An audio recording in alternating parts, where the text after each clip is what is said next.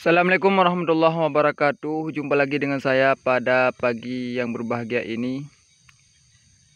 Saya baru selesai melakukan penyemprotan. Jadi sebelum lanjut, terlebih dulu saya menyapa kalian semua. Apa kabar semua para sahabat petani? Mudah-mudahan kita diberikan kesehatan, umur panjang oleh Allah Subhanahu wa Ta'ala. Jadi pada kesempatan kali ini saya membuat konten ini cabai yang setelah kemarin saya melakukan pengocoran. Bisa dilihat bersama, ini daunnya sudah mulai kelihatan bagus lagi. Jadi kemarin sempat agak tersendat dalam pertumbuhannya karena kemarin curah hujan yang sangat lebat sehingga antara bendengan-bendengan ini sempat terendam. Maka karena airnya terlalu banyak, maka dalam melakukan pemupukan sudah terhambat.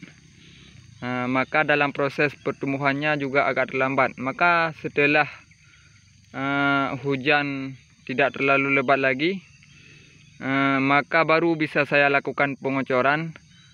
Kemudian di saat setelah melakukan pengocoran baru mulai kelihatan bagus, mulai kelihatan cabainya sudah mulai membaik lagi. Dan ini barusan saya melakukan penyemprotan. Obat-obat yang saya gunakan seperti biasa, saya menggunakan obat yang tidak terlalu mahal. Obat yang saya gunakan cuma saya menggunakan Quimex. Kemudian saya campur dengan mutual. Kemudian saya kasih hormon berupa Ground A yang labelnya padi. Kemudian saya kasih kalsium karena saya lihat ini sudah mulai kelihatan ada buahnya. Ini sudah pentilnya. Dan ini sudah banyak buah-buahnya. Maka saya lakukan kasih kalsium biar buahnya selamat, biar buahnya baik. Dan di saat ada bunga-bunga mudar seperti ini, biar bunganya selamat. Alhamdulillah ini tidak banyak yang rontok.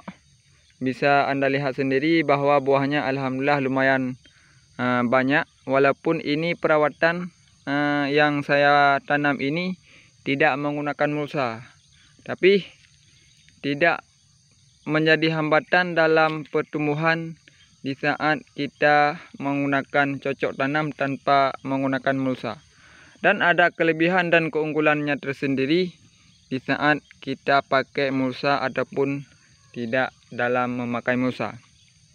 Maka salah satu kelebihan di saat kita melakukan cocok tanam menggunakan mulsa, bisa dilihat bersama bahwa kalau kita pakai mulsa, maka akar-akar yang ada pada tanaman cabai ini bisa naik ke atas. Jadi di saat akarnya naik ke atas, di saat kita lakukan pengocoran, maka pupuk yang kita lakukan pengocoran ini terlalu cepat dalam dia menyerapnya sehingga pertumbuhannya lebih cepat. Tapi kalau tanpa menggunakan mulsa seperti ini, ini tanpa menggunakan mulsa, maka akar-akarnya tidak kelihatan sama sekali pun. Maka di saat kita lakukan pengocoran, kita harus terlebih dahulu menyiram dulu sedikit biar tanahnya lembab. Kemudian di saat sudah mulai kering sedikit, baru kita lakukan pemupukan, biar nanti pupuknya mudah dan cepat teresap oleh akar-akar yang ada di setiap batang tanaman cabai ini. Maka itulah kelebihan dan keunggulan di saat kita melakukan cocok tanam tanpa menggunakan mulsa. Oke kawan-kawan, bagi yang baru bergabung di channel ini, jangan lupa menekan tombol like dan subscribe biar channel ini bisa memberikan makna dan arti untuk kita semua. ini sudah mulai kelihatan bunganya lumayan banyak, lumayan bagus. Walaupun harga sekarang bisa dibilang tidak terlalu mahal. Kalau daerah kami harganya per kilo sekarang 15.000. Tapi tidak menjadi hambatan dan halangan dalam kita bercocok tani. Yang penting kita harus yakin dalam berusaha, rezeki yang ditentukan Allah Ta'ala. Dan ini bisa dilihat tunas yang saya sisakan ini menghasilkan produksi yang lumayan. Jadi tunas ini dia akan besar, tidak jauh bedanya dengan batang asalnya. Dan ini cabangnya. Dan ini bisa dilihat lagi. Ini batangnya dan ini tunas yang saya sisakan. Dia sudah mulai besar juga. Maka kalau kita cabut tunas ini, maka yang menghasilkan produksi dari cabai ini cuma dari cabang terbelah dua ini saja. Tetapi ada kelebihan dan keunggulannya tersendiri. Kalau kita tidak menyisakan tunas, seperti ini kita sisakan tunas semua. Jadi kalau kita tidak melakukan tidak menyisakan tunas, maka cabang-cabang terbelah dua ini dia akan membesar dan meninggi, lebih tinggi ketimbang kita sisakan tunas. Kenapa begitu? Karena di saat kita melakukan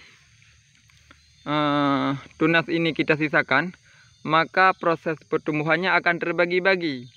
Dia akan tumbuh dalam menghasilkan produksi dalam cabang dua ini sedikit dan dalam cabang-cabang ini sedikit. Maka ada kelebihan dan keunggulannya tersendiri. Tapi kalau kita sisakan tunas, maka setiap bendengan ini lebih cepat dalam tertutup bendengan ini.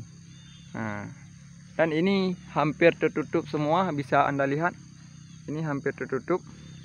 Dan ini juga bisa dilihat bahwa hampir tertutup.